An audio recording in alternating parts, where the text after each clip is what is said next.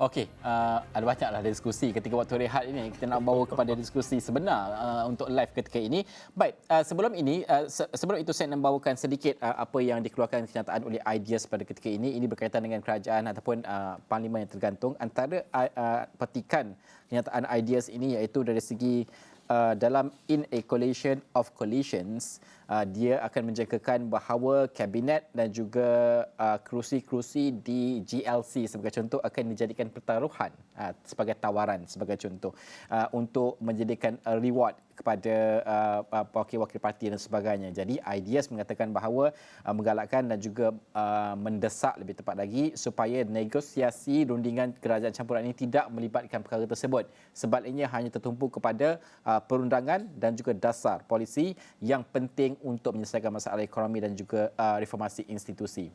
Kita dengar ini idea ni pun tadi kita bincangkan. Ekonomi harus menjadi faktor. Macam mana ni? Susah ni. Sebab ada parti kadang-kadang rasa senanglah kalau sokong ini bagi jawatan GLC dan sebagainya. Ya. Tapi macam mana ini tidak harus dijadikan gula-gula lah kepada rundingan tersebut. Ya. So, adakah keterbukaan itu sudah ada, Dr. Kartini? Okey, buat masa ini kalau kita melihat politik buat masa sekarang, walaupun kita mahu ekonomi itu diutamakan, mahu sebuah kerajaan pragmatik yang boleh mengurus kesan daripada inflasi global ini yang akan memberi kesan besar kepada negara. Namun begitu, emosi yang perlu diurus dahulu. Dan persoalan yang dikemukakan oleh IDEAS iaitu in a coalition, within coalition, GLC tidak seharusnya digunakan sebagai gula-gula. Mungkin ada benarnya kerana dia memberi impak besar. Kalaulah mahu mewujudkan satu kabinet yang kecil, ada juga rancangan mahu satu kabinet yang kecil saja, yang pragmatik, mengurangkan persoalan kos dan pembayaran emolumen misalnya. Tapi kalaulah GLC ini dijadikan reward atau gula-gula kepada mereka yang mahu juga merasai perkongsian daripada hasil kemenangan bersama ini, saya kira ianya juga defeat the purpose. Sebab lebih mahal kos dan pembayaran yang perlu disediakan untuk mereka yang memegang jawatan kepada GLC. Betul. Kita faham bila kita bincang tentang ekonomi dan juga politik, ianya saling bergantungan. Tidak boleh diketepikan, harus dilihat bagaimana keharmonian ini boleh dicapai bersama. Dan saya bersetuju kalau idea menengah-nengahkan idea ini, ada benarnya di situ. Dan usaha kepada pembentukan sebuah kerajaan yang pragmatik ini memerlukan tingkat perundingan yang saya kira sangat tinggi. Dan kita pun telah lihat, telah tular bagaimana pemimpin-pemimpin daripada parti yang menang ini telah pun terbang ke Kuching, telah pun ke KK untuk berunding bagi mendapatkan kingmaker membantu mereka. Jadi kita lihat sejauh mana ianya boleh membantu membentuk sebuah kerajaan yang pragmatik. Dan kita perlukan penjelasan, Prof. Giling dan anggut, saya tak tahu apakah maksudnya. Penjelasan, Saya rasa gula-gula is an understatement. Understatement, It's understatement. Dia bukan gula-gula ni. Ini rasuah. Ini rasuah. Maknanya mula-mula kita bagi cabinet position, itu pun rasuah. Kemudian kita bagi GLC. Akhirnya kita bagi subsidi kepada isi rumah, itu pun juga dilihat sebagai satu usaha memancing. Lebih-lebih sekarang kita tahu pilihan raya negeri akan berlangsung tidak lama lagi. So ini masanya untuk memancing. Saya rasa ini tidak perlu dibuat dan tidak boleh dibuat. Kita perlu satu kabinet yang benar-benar memikirkan hanya untuk kepentingan rakyat dan bukan jangka pendek, jangka pertengahan, jangka panjang. Barulah kita boleh melihat progres dalam pembangunan kita, insya-Allah. Ya, saya bersetuju dengan Prof Datuk Jo sebab kita mahu sebuah kerajaan yang pragmatik dan berintegriti. Betul, istilah gula-gula itu mungkin halus. Kalau orang putih dia kata carrot and stick. Jadi kita gantikan carrot dengan gula-gula, tapi memang benar istilahnya ialah itu adalah rasuah. Dan perkara ini yang perlu kita fikirkan bagaimana boleh diketepikan dan membawa maksud dan wahana integriti itu yang diutamakan. Dan singkat bagaimana sebab ketika ini kalau ikut kepada survey sebelum daripada pilihan raya, sentimen terhadap arah negara kita ini 70% mengatakan bahawa kita tidak berada di arahan tepat dan 20% mengatakan tepat. Dan adakah jurang itu akan terus membesar ataupun ada harapan supaya kuncup kembali? Kami tak ada kajian yang terbaru, mungkin akan buat post-election survey dalam 2-3 hari lepas ada kerajaan baru ni. Tapi apa yang penting seperti yang saya bincangkan, siapakah bakal Perdana Menteri dan macam mana dia punya kabinet dengan bajet yang akan dibentang lagi akan datang. So benda ni, saya rasa kerajaan baru ni mungkin ada honeymoon tapi mungkin tak panjang. Ya. Sebab cabaran ekonomi itu sedang datang. So kalau bajet dia atau manifesto yang dijanjikan tidak dapat ditunaikan dalam masa yang diinginkan, sentimen itu akan berubah dengan sangat cepat. Tapi secara hipotetikal, kalau kita katakan gabungan Pakatan Harapan dengan Barisan Nasional ataupun Perikatan Nasional dengan Barisan Nasional, formula manifesto masing-masing itu berbeza. Adakah kalau ada gabungan itu, ia boleh diharmonikan dan dilaksanakan dengan efektif? Okey, ini kali pertama dekat Malaysia. Tapi kalau kita tengok contoh dekat banyak contoh Belgium dibincang, tapi kalau kita tengok contoh di Jerman, di mana dia lebih menarik, di mana dia dekat federal ada koalisi dia. Okey, dekat state dia ada koalisi dia. Dia mungkin berlain-lain, tak semestinya sama dengan federal. So apa yang dibincangkan selain dari jawatan-jawatan atau gula-gula, apa yang penting untuk banyak parti politik di Eropah ke Western Europe tu adalah dasar. Ada parti yang nak kurangkan cukai, ada parti yang nak mempromosikan isu alam sekitar, environment, green energy dan sebagainya. So mereka berbincang berdasarkan polisi. Tapi Malaysia ni kali pertama. So isu dasar-dasar ni mungkin akan jadi sekunder. Yang lebih penting tu isu jawatan, siapa jadi PM, siapa jadi MOF dan sebagainya. Itu yang jadi perbincangan sekarang. Tapi ini kali pertama, mungkin kita akan lebih matang dalam satu ke dua PIU yang akan datang, di mana isu dasar akan jadi major bargaining power rather than personality. Saya kira bargaining power tu yang melihat kepada dasar ni sangat molek kalau melihat Amerika dan juga Germany.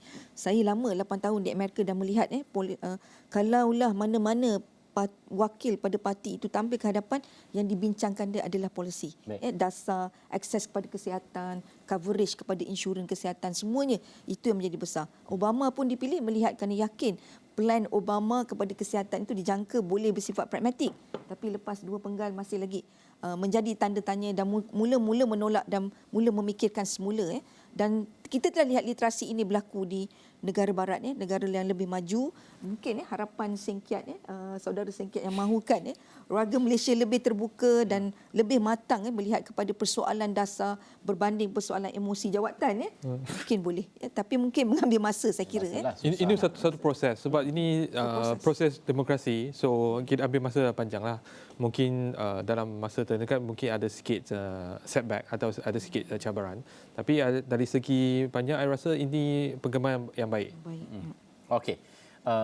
Ini adalah soal seni rundingan tersebutlah yang kita jangka sedang berlangsung dan juga akan mencapai gabungan tersebut. Saya nak membawa diskusi ini lebih sikit kepada politik kepartian itu. Kalau kita melihat selepas PIU ke-15 ini, sudah pasti susunan parti-parti tersebut juga memainkan peranan bergerak ke hadapan. Saya ambil contoh Perikatan Nasional terlebih dahulu, Bersatu sebagai contoh. Tan Sri Ibrahim Yassin, ramai orang kanannya hilang.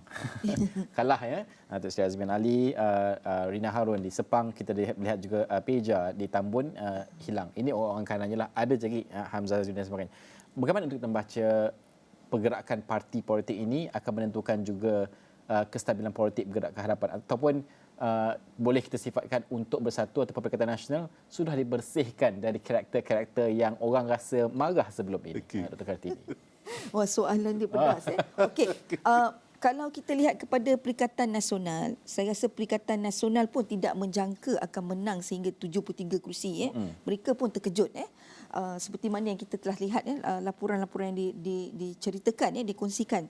Cuma di masa hadapan, saya kira untuk tempoh 5 tahun ini, macam saya jelaskan tadi, adanya undi protes. Undi protes yang tidak pro Zahid, tidak suka kepada Zahid, merasakan Zahid adalah access baggage kepada BN, imejnya tidak bersih tapi tidak ada jiwa besar untuk turun. Masih lagi kekal, masih lagi membawa masuk orang-orang ni, dan akhirnya BN tumbang. Kita nampak memperolehi kerusi yang paling sedikit dalam sejarah BN. Dan kita lihat BN ini seolah-olah menjadi alternatif. 5 tahun kita tunggu. Kita tunggu bagaimana, sebab sekarang ini ialah gelombang psikik Melayu Islam yang timbul di sini, yang tidak percaya kepada BN tapi mahu satu keyakinan, rasa mungkin kenyamanan semasa zaman Abah memimpin dahulu, Tan Sri Muhyiddin memimpin tu, seolah-olah memberi keyakinan, kenyamanan kepada orang Melayu Islam. Saya guna psychic Melayu Islam kerana ini jelas dalam perubahan yang sangat besar kali ini ialah perubahan orang Melayu yang menolak BN tapi mahu kembali kepada PN. Namun begitu kita lihat di bandar, balik kepada bagaimana demografi, sentimen orang Melayu itu terbuka. Dia boleh menerima Melayu mewakili DAP, boleh menerima Melayu dalam perbezaan gabungan antara dalam Syafura menang Parlimen. Yang Syafura menang, Sherlina juga menang di Bukit Bendera. Wakil Bangi. Ya, betul. Syafizan Rezwan, Syarizan Johan, dia juga menang. Jadi di sini kita lihat ada perubahan di situ dalam pemikiran Melayu bandar. Ya. Saya kira bagaimana untuk melihat juga ini adalah dari segi parti Melayu, tapi kalau dalam Pakatan Harapan itu juga selama ini disifatkan DAP itu halangan, batu halangannya untuk gabungan ini bekerjasama dengan parti yang lain. GPS tidak mahu, ini tidak mahu DAP dan sebagainya. Adakah Gerak Harapan ini tidak lagi menjadi halangan untuk kerjasama, kerana sekarang ini pun kita dah bercakap soal gabungan, kenalah kerjasama, kenalah kerja perpaduan dan sebagainya. Adakah beratnya DAP itu sebagai halangan dalam kerjasama itu semakin berkurangan ketika ini? Okey, DAP ni parti pembangkang yang antara yang paling lama di Malaysia selain dari PASA. So dia ada fasa-fasa dia di mana dalam fasa yang awal tu memang ada ahli politik yang memang ada cara dia berpolitik mungkin kasar sikit, okey, untuk kalangan orang Melayu, khasnya di Semenanjung.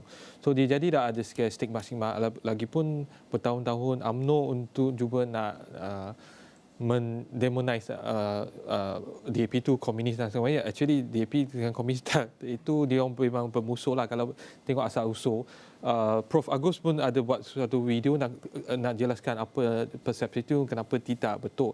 Tapi benda ni ambil masa untuk mengkikiskan dia punya negative image tu. Tapi untuk Sarawak dia ada berbeza di mana GPS dia nak DAP ke baik siapa keluar dari negeri Sarawak. So dia punya dinamik lain sebab dia GPS terasa ancaman atau cabaran dari DAP Sarawak atau PH di Sarawak di mana dalam PRN yang lepas mereka berjaya menang banyak kerusi. So itu dinamik dia lain. Lagipun dalam dari segi Sarawak sebab CM dulu ada isu di mana dia banyak menarik kritikan yang dijadikan satu isu lah. Tapi sebab cara politik tu ada orang rasa terancam, tak senang. Tu jadilah dia satu alasan lah saya tak nak kerja sama dengan DAP. Tapi politik actually is satu kesenian. Dia macam mana you nak kompromi. So macam mana nak give and take lah. So ini apa yang kita kena teliti apa yang berlaku dalam ini 2 hari atau sejam 2 jam ni. Dan saya nak bawakan soalan pertama Najib kepada Prof Rajoy. Tapi sebelum itu kita cuba dapatkan dulu perkembangan di hadapan Istana Negara di mana pergerakan utama sepanjang hari ini pasti kita berikan tumpuan dan kita nak tahu apa yang sudah pun berlaku setakat jam ini bersama-sama dengan Syazwani di Istana Negara. Okey, terima kasih Irfan. Di Bukit Jaril, saya kini masih lagi berada di hadapan pintu 2 Istana Negara. Setakat ini perjalanan ataupun sebarang major movement lah orang kata merujuk kepada susulan pilihan raya umum ke-15 malam keputusannya yang mana tiada parti gabungan yang berjaya meraih majoriti mudah 112 kerusi. Itu pastinya ketika ini tumpuan kita terarah kepada Istana Negara untuk menyaksikan sebarang pergerakan termasuklah dari SPR sendiri, Suruhanjaya Pilihan Raya untuk kemukakan keputusan rasmi itu masih lagi belum dapat kita saksikan setakat jam hampir 12.30 hari ini. Malah difahamkan pemimpin-pemimpin politik juga masih lagi tiada pergerakan. Mungkinlah dijangka, cakap-cakap media di sini dijangka mungkin sekitar petang 3 ke 4 petang nanti itu juga yang akan terus kami dapatkan kepastiannya dari semasa ke semasa kerana kita difahamkan ketika ini pemimpin politik berada di banyak tempat. Ada yang menyatakan pemimpin politik itu berada di rumahnya dan juga ada dikatakan ada pemimpin lain yang hadir ke rumah dan sebagainya untuk melakukan, kita tahu berlakunya rundingan ketika ini, tapi itu masih lagi tiada kepastian. Tapi apa yang pasti ketika ini adalah rakyat ketika ini selepas mengundi semalam apa yang rakyat harapkan adalah 5 tahun yang akan datang ini Malaysia dipimpin oleh sebuah kerajaan yang stabil, kerajaan yang dapat mengembalikan ekonomi negara itu. Kita tahu kos sara hidup itu semakin tinggi, itu yang dibimbangi oleh rakyat Malaysia ketika ini. Pastinya tumpuan di Istana Negara, kalau kita nak recap sebelum ini, pada satu penggal yang lepas, pintu 2 Istana Negara ini pernah menyaksikan kesemua 222 ahli parlimen hadir untuk memberikan penjelasan, untuk menghadap Yang di-Pertuan Agong sebenarnya, kerana kita tahu role peranan Raja Perlembagaan Yang di-Pertuan Agong itu amat besar sekali, terutamanya untuk melancarkan, untuk mengembalikan kestabilan politik itu. Dan keputusan dibuat pengundi dah pun dilakukan semalam, keputusannya juga sudah ada. Apa yang menentukan ketika ini adalah pembentukan kerajaan yang akan mentadbir negara, terutama menghadapi ribut ekonomi global yang dijangkakan melanda dunia tahun hadapan, dan juga pemulihan negara pasca pandemik COVID-19 yang sebelum ini diburukkan lagi dengan ketegangan geopolitik, inflasi dan juga krisis makanan. Tidak ketinggalan pastinya tadbir urus terbaik dan juga accountability yang amat penting, serta kestabilan politik yang tercala selepas PRU14 pada 2018, selain mempamerkan integriti dan mengatasi isu sentimen perkauman dan juga agama. Mengapa sebuah kerajaan itu perlu dibentuk dalam masa terdekat? Kadar urgensinya ketika ini adalah kerana esok adalah hari Isnin. Kalau hari Isnin kita tahu pembukaan pasaran. Kalau tiada pasaran, tiada kerajaan yang terbentuk, maka maka ringgit juga akan jatuh. Kalau kita lihat kepada bacaan ringgit yang terakhir adalah 4.55, difahamkan penganalisis menjangkakan boleh jatuh lagi sehingga 4.80. Market juga akan dibuka esok. Jadi sebuah kerajaan itu perlu dibentuk dalam keadaan segera. Dan ketidaktentuan ini akan menjadikan dalam pemerhatian pelabur, kerana mereka juga mahukan kepastian selagi tidak ada kerajaan yang berjaya dibentuk, tidak ada dasar ekonomi yang kukuh untuk pulih. Itu perkembangan yang dapat saya bawakan ketika ini. Saya jangkakan mungkin akan ada lagi pergerakan yang lebih besar menjelang mungkin petang tengah hari nanti. Setakat ini Irfan dulu. Baik, terima kasih Syazwani. Dan kalau tahu sebelum ini 2018 penyokong juga berada di pintu 2 Istana Negara. Tapi kali ini halau sikitlah kalau mula kat depan belakang sikit. Sebab masa kali pertama kita lihat ramai orang datang pintu 2 istana ni, media pun ramai orang bagi makanan dan sebagainya. Kali ini berbeza sikitlah. Mungkin dah tahu. Kalau tadi kita lihat pun kemah dah siap-siap pasang dah. Ya. Mungkin pihak istana juga dah faham media akan berkampung, orang ramai akan berkampung, sudah ada di sana. Cuaca juga orang tahu dah macam mana dan sebagainya kan. Okey. Ya Wani. Okey, bukan. Okey, sebenarnya sejak awal pagi tadi, okey itu saya dah maklumkanlah. Awal pagi tadi pintu itu ditutup, sebenarnya laluan itu ditutup, tidak dibenarkan masuk. Tetapi selepas kita dah bawakan liputan secara langsung itu, kemudian media dibenarkan masuk dan menjangkakan ada perjalanan lebih besar yang kita jangkakan, dan para media juga sebenarnya sudah mula membanjiri di hadapan pintu Istana Negara ini. Ramai juga yang menantikan apa yang akan terjadi, sebab ketika ini kita masih lagi menjadi tanda tanya lah, Najib dan juga Irfan, apa perjalanan seterusnya selepas ini. Najib, Irfan. Ya. Okey. Dampak makanan pun dah ada, insyaAllah. Wani boleh duduk situ lama sikitlah untuk menunggu kehadiran pemimpin-pemimpin kita. Kalau ada pergerakan, kita tak tahu lagi apa yang akan berlaku. Terima kasih Wani atas perkembangan tersebut dan juga pembawakan perkara tersebut. Kalau kita melihat orang ramai menunggu hari ini, yang menonton pada ketika ini, nak tahu sebab hari itu sebelum election, janjinya kalau menang cuti esok. Sungguh. Cuti ke tidak esok ni. Jadi gabungan hari ini kalau terbentuk akan menentukan juga besok. Seperti Wani sebutkan tadi, pasaran. Kalau tidak ada cuti, pasaran akan dibuka. Kalau tidak ada kerajaan yang dibentuk, semua akan jatuh. Dr. Bajoy, macam mana untuk pasaran ini? Adakah kita bersedia untuk berdepan dengan ini, ataupun pasaran sudah pun bersedia untuk berdepan ketidaktentuan? Saya rasa pasaran saham, pasaran modal kita sudah anticipate ini. Dan kerana apa yang berlaku di UK, di apa semua, mereka melihat bahawa ini akan berlaku di Malaysia. Mungkin lebih serius.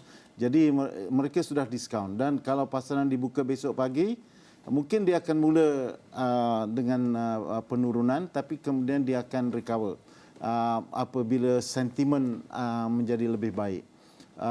Mungkin sentimen ini akan dibentuk oleh apakah yang akan berlaku dalam kerajaan misalnya. Tapi saya rasa mungkin inilah masa kaki tangan kerajaan, civil servant perlu memain peranan mereka, menonjolkan keadaan ekonomi Malaysia sebenarnya tidak buruk. Ekonomi Malaysia agak cemerlang. Cuma ada beberapa isu pokok dan kalau kita nak sentuh tentang manifesto, sebenarnya kalau kita tengok manifesto 3 parti itu, manifestonya ada some commonality, ada beberapa yang sama, yang itu yang perlu ditonjolkan dan mungkin itulah peranan kaki tangan awam untuk membentuk belanjawan berasas pada manifesto itu. Ya. Okey. Sebelum kena diskusi seterusnya, ini antara apa dapatan yang kita lihat dah ada perkembangan terkini ditulis oleh Tan Sri Muhyiddin Yassin. Saya bersama dengan rakan setugas Hakim Rahman. Hakim, bawakan perkembangan terkini apa yang ditulis Tan Sri Muhyiddin Yassin kerana inilah rundingan yang kita maksudkan tadi berlangsung. Saya kira ada pertemuan di kediaman Tan Sri Muhyiddin Yassin. Okey, Najib, sebenarnya ini perkembangan terkini yang kita bawakan, ada kemas kini terbaru di laman sosial media Pengerusi Perikatan Nasional Tan Sri Muhyiddin Yassin. Tan Sri Muhyiddin Yassin dalam kemas kini terbaru baru saja di kemas kini 6 minit lepas yang menunjukkan beliau mengadakan rundingan ataupun menerima kunjungan daripada Tan Sri Datuk Paling Tinggi Abang Johari Tun Openg, Premier Sarawak dan juga Presiden PAS Tan Sri Abdul Hadi Cik Awang nak bincang untuk bentuk kerajaan di peringkat persekutuan. Dan katanya rundingan juga sedang dibuat dengan parti-parti lain yang saluan dan ahli parlimen bebas. InsyaAllah kerajaan persekutuan akan dapat dibentuk dalam masa terdekat. Ini menarik sebenarnya untuk kita saksikan. Saya nak patah balik pergi kepada keputusan Pilihan Raya Umum ke-15 yang lepas, yang baru saja berlaku ni. Okey, kalau kita lihat kat sini. Okey, sekejap. Ini kalkulator majoriti kita ada sini. Okey, saya antik dulu. Sekarang ni, Tan Sri Muhyiddin Yassin, PN, 73 kerusi. Dia berbincang dengan GPS.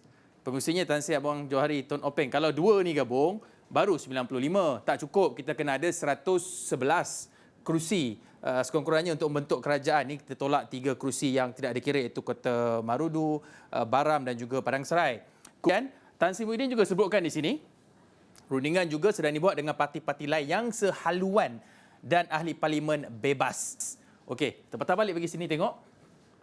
Kalkulator ini yang sehaluan mungkin saya kira GPS kerana dalam gabungan rakyat Sarawak itu juga ada Bersatu di Sabah. Kita ingat Ketua Menterinya Datuk Seri Haji Ji daripada Bersatu.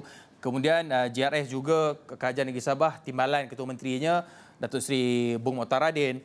Okey, kita ambil kira, andai kata inilah yang berlaku. 101 jumlahnya. Campur lagi bebas dan lain-lain. Ini saya anggap mungkin warisan, ada Larry Seng, Parti Bangsa Malaysia.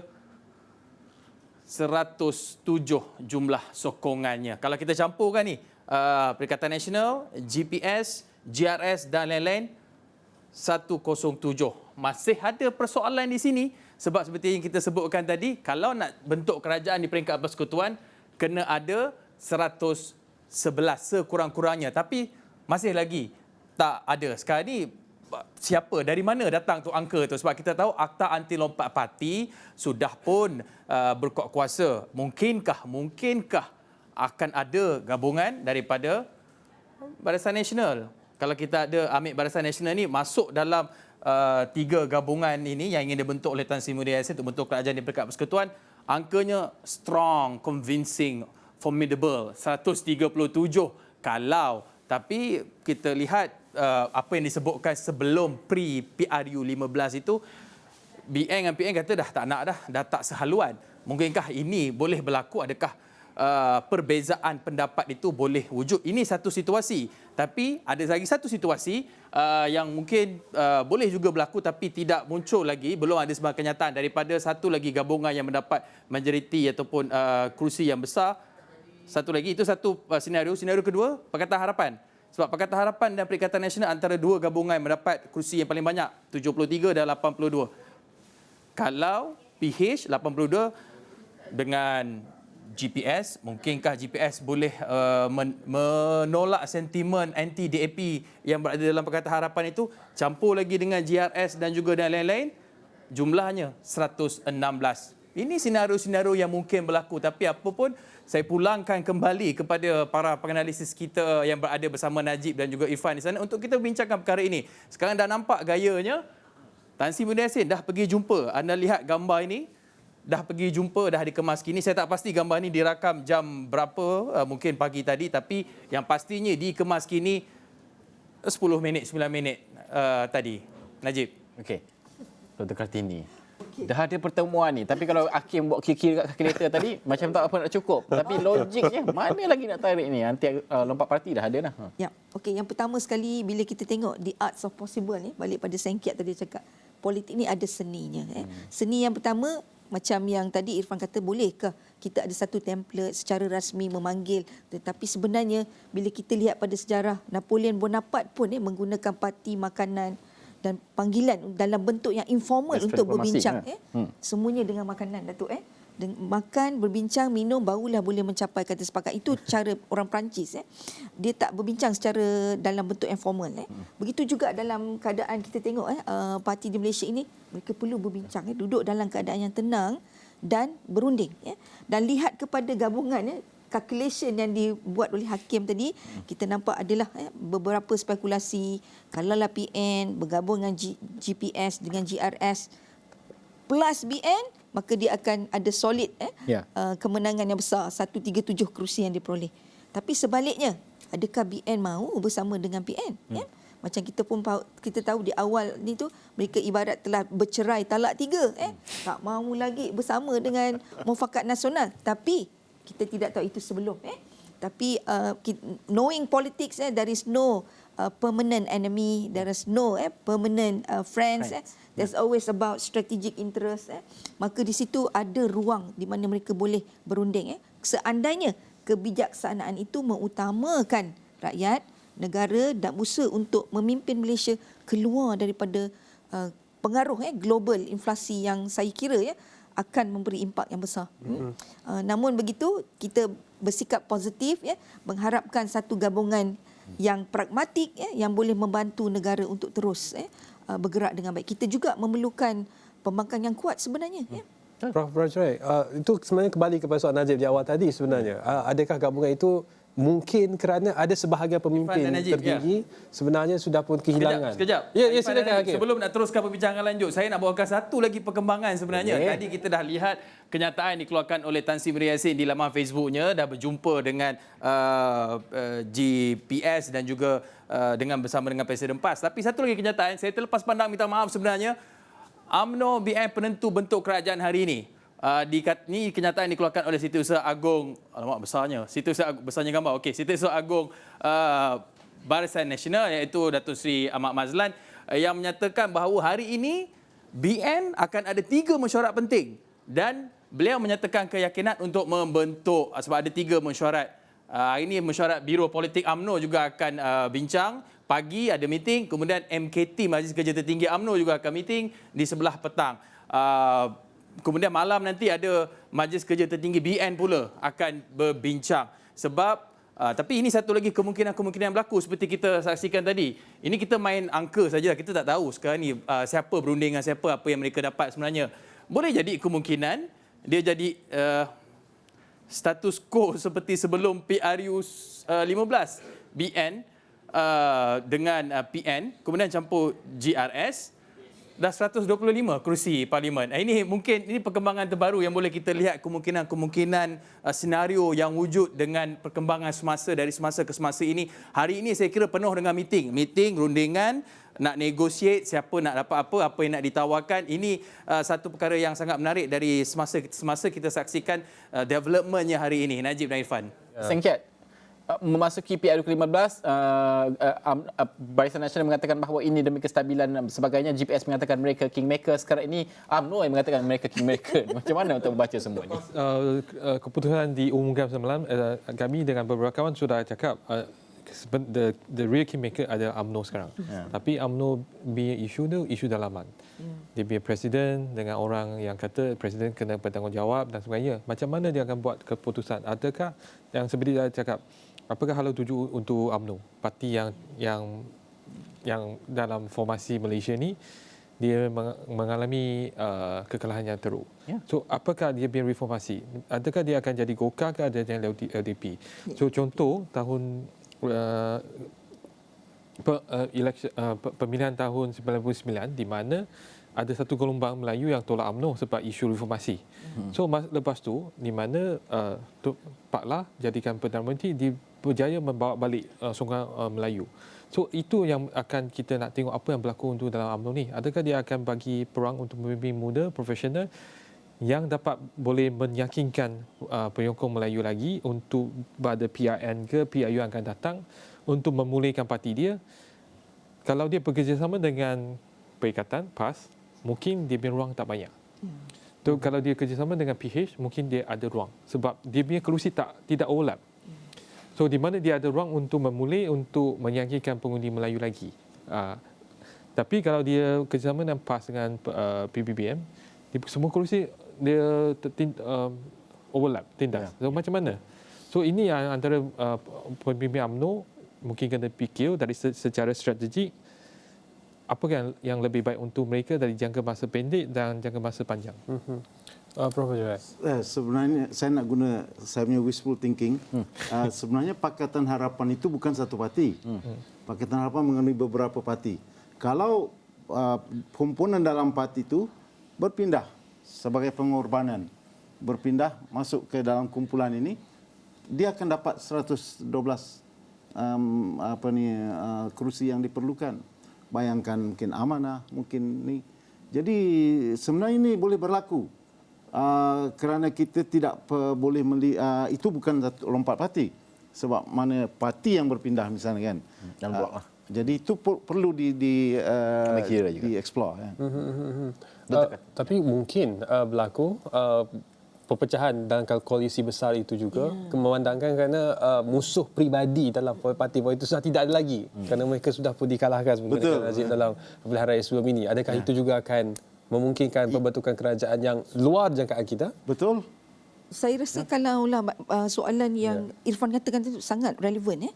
Sebab apa? Bila kita andaikan kita defrag parti itu, maksudnya parti itu pindah, keluar daripada Pakatan Harapan, parti-parti dalam Pakatan Harapan itu pindah, agak sukar. Sebab mereka ini telah pun bersama membawa idealisme, ideologi, sokongan, kepentingan.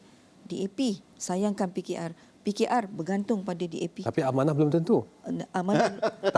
Amanah juga sangat bergantung kepada DAP. DAP banyak membantu dari segi sokongan keuangan. Ini bukan lagi rahsia kepada amanah. Jadi saya kira mereka tidak akan mengambil keputusan untuk defrag pemufakatan yang sedia ada dalam Pakatan Harapan. Ya, Prof. Joel. Saya rasa mungkin untuk masa jangka pendek ni, apa yang kita perlu ialah kita perlu maju ke hadapan, pastikan yang belanjawan boleh dibentangkan pada bulan Disember atau akhir bulan November dan diluluskan di bulan Disember supaya kita tidak tergendala dalam pembangunan. Dan kita perlu dilihat mempunyai satu program bagaimana mengatasi keadaan ekonomi Malaysia. Macam saya kata, ekonomi Malaysia tidak keadaan yang teruk. Kita perlu menangani kemungkinan inflasi yang masuk disebabkan oleh kegawatan dan kita perlu menangani pendapatan pekerja dan isi rumah yang tidak cukup.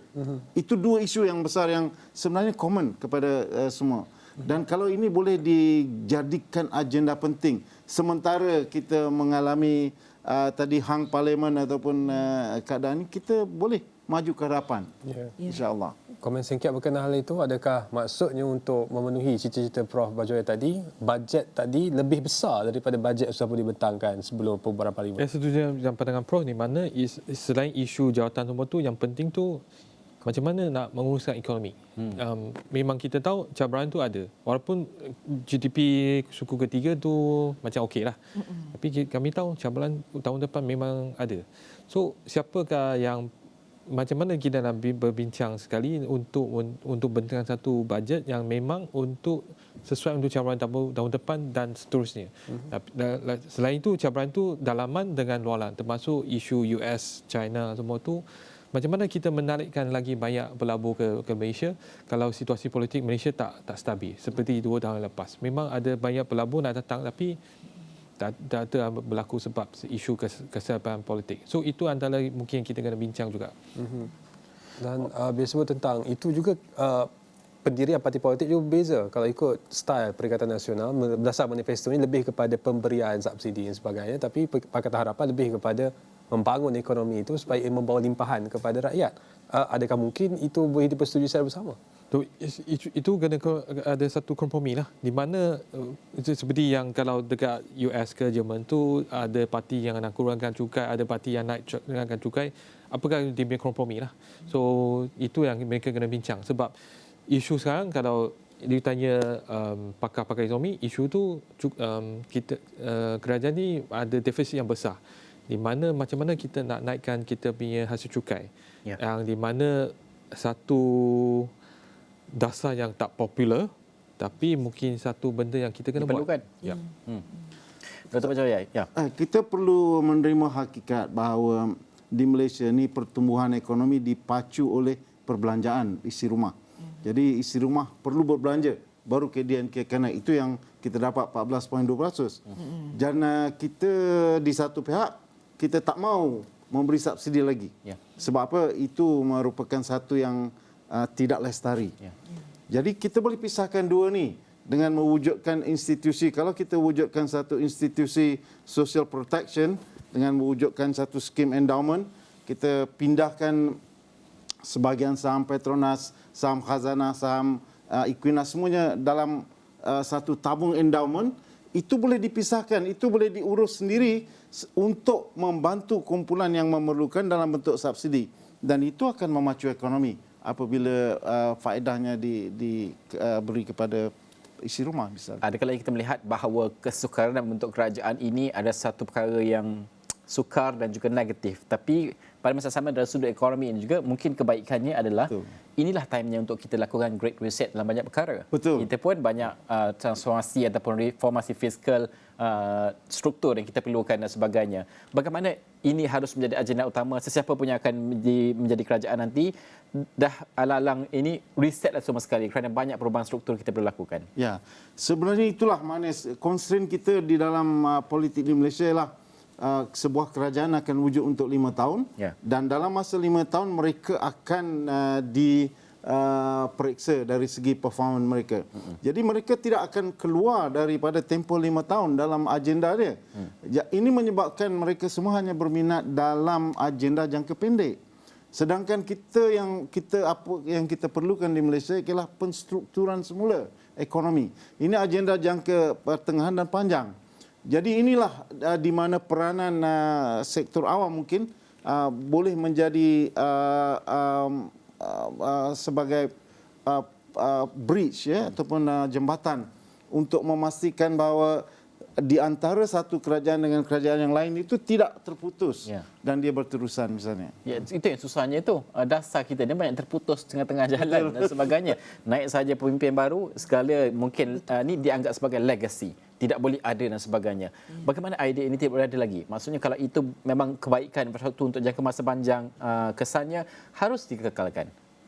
Ya, dia perlu dikekalkan dengan mungkin kita perlu ada satu institusi pembangunan negara yang mana mungkin dikawal bersama oleh ahli politik dan kakitangan kerajaan sebagai satu agenda jangka panjang. Kita ada rancangan Malaysia 10 tahun, rancangan Malaysia 5 tahun, tapi nampak dia hanya dibentangkan dan kemudian ditinggalkan. Dia sepatutnya menjadi agenda jangka panjang yang berterusan.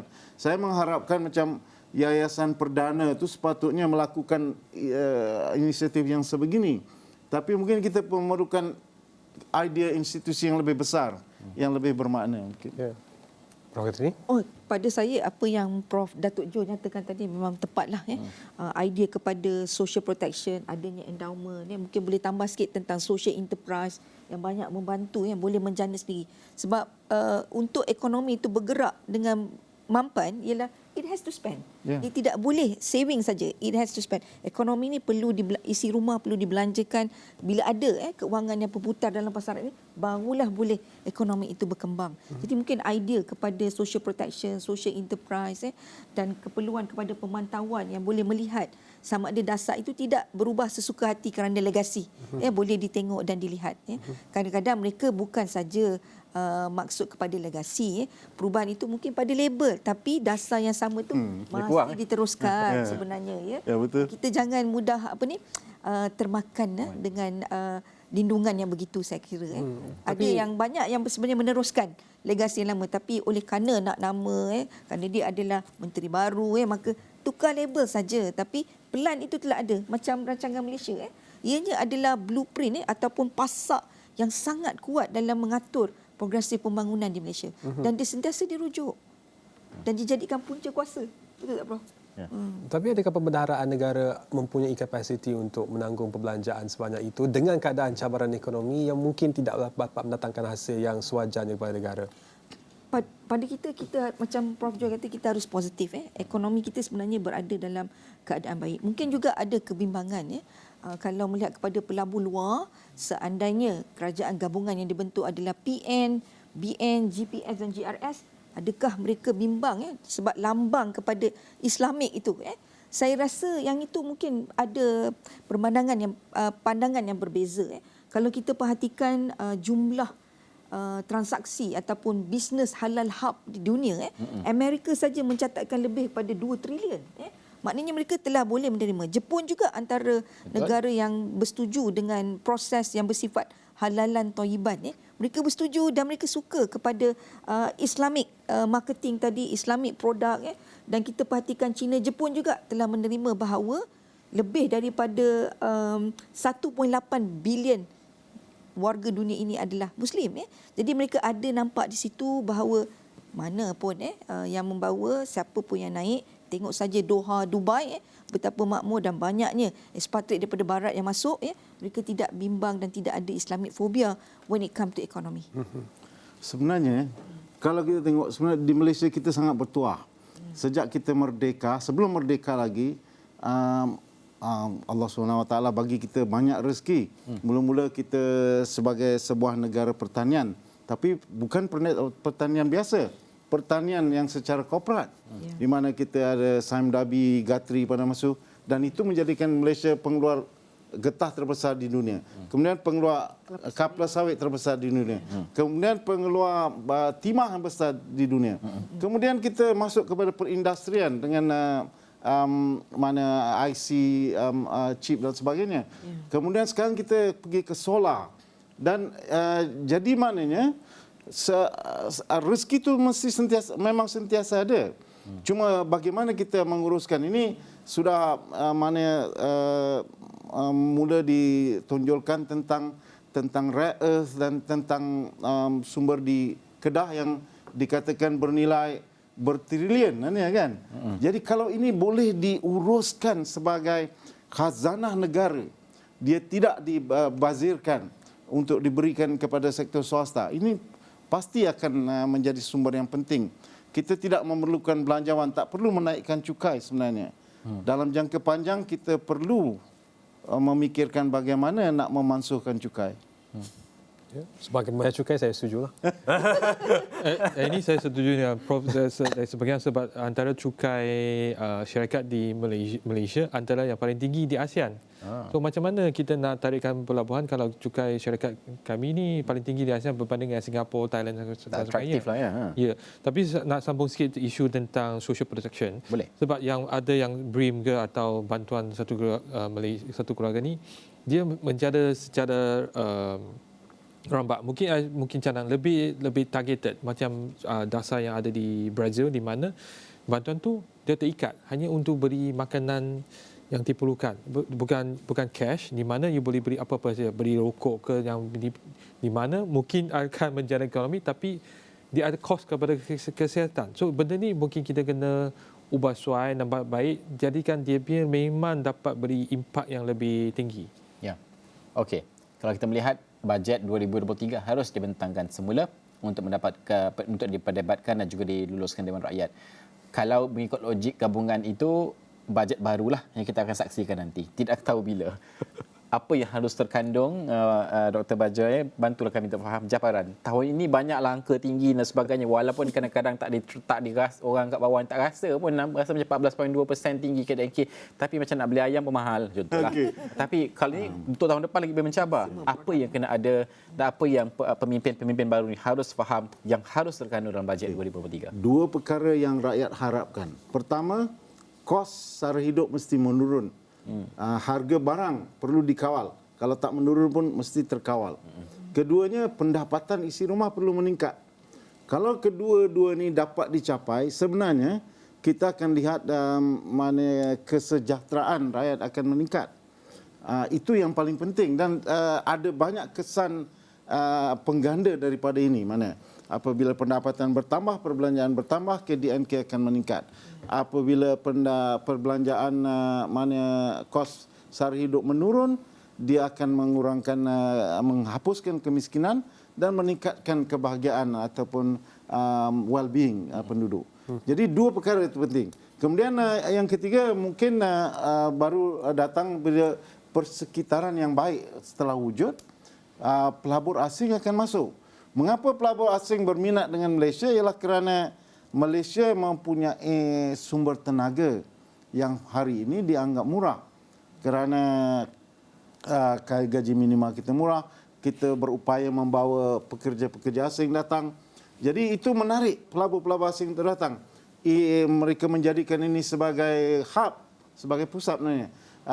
Kita perlu capitalize rather than hapuskan ini. Yeah. Membawa pekerja asing masuk ke Malaysia, menarik pelabur-pelabur asing untuk datang. Jadi kita perlu manage. Kita tidak boleh jadikan Malaysia ini sebagai sweatshop sehingga menjadikan reputasi kita menurun. Tapi kalau kita boleh manage itu mungkin boleh menjadikan Malaysia satu hub yang lebih penting daripada Dubai. Dr. Bajoy, ketika bajet dibentang, dirangka hari itu, ramai mengatakan ini akan mengandungi banyak gula-gula pilihan raya. Kan? Sekarang ni dah pilihan raya dah, dah pilih kerajaan. Akan dibentang semula. Adakah akan, kadang-kadang bila krisis melanda ataupun persediaan krisis ni, banyak ubat pahit yang harus ditelan. Dasar-dasar memulihkan ekonomi ini banyak dasar-dasar yang tidak popular. Dasar sebelum ini, sebelum PRU mungkin populis.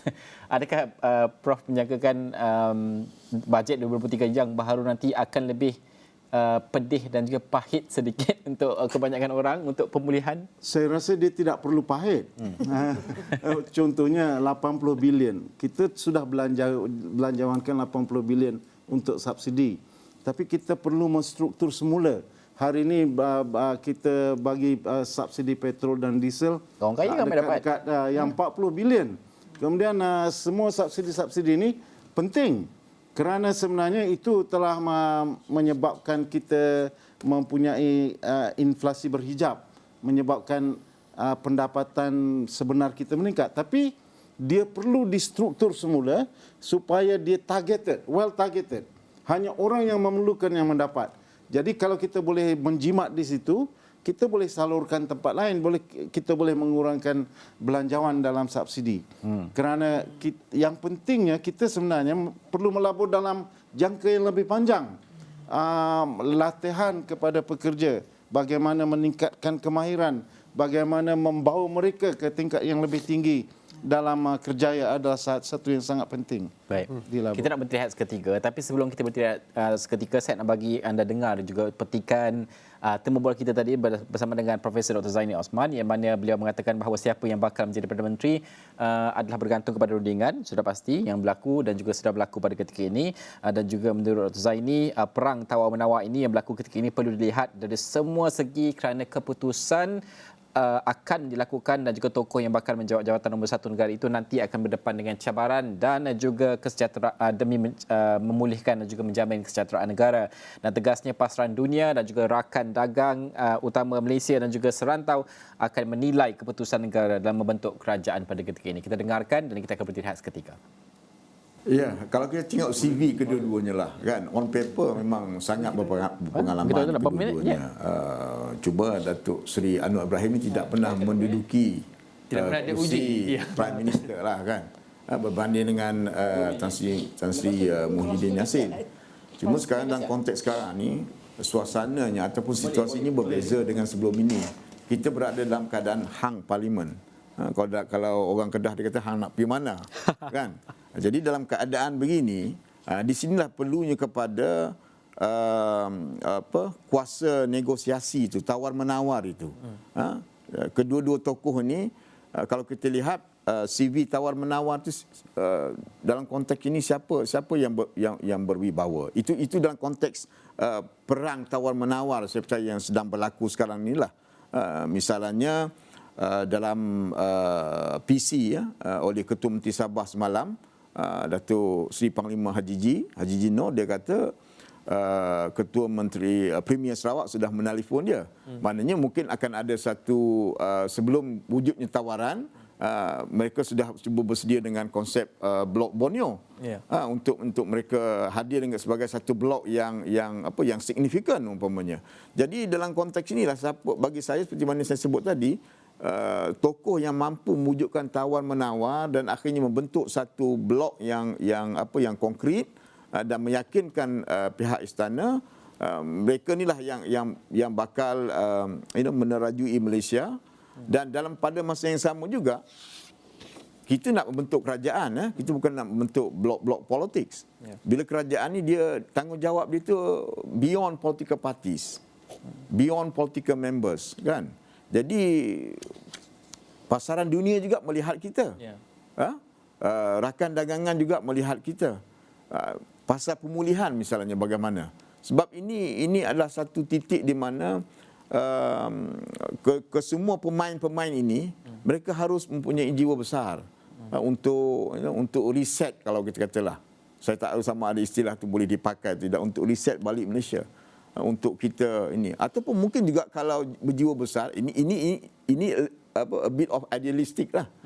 Sama real politik versus idealistic. Mungkin juga kita menampilkan tokoh yang muda misalnya, untuk memberikan satu gerbang baru dalam politik Malaysia. Ramai tokoh dalam blok-blok ini pun ada juga tokoh-tokoh yang berbawa selain pada apa yang disebut oleh pengacara tadi.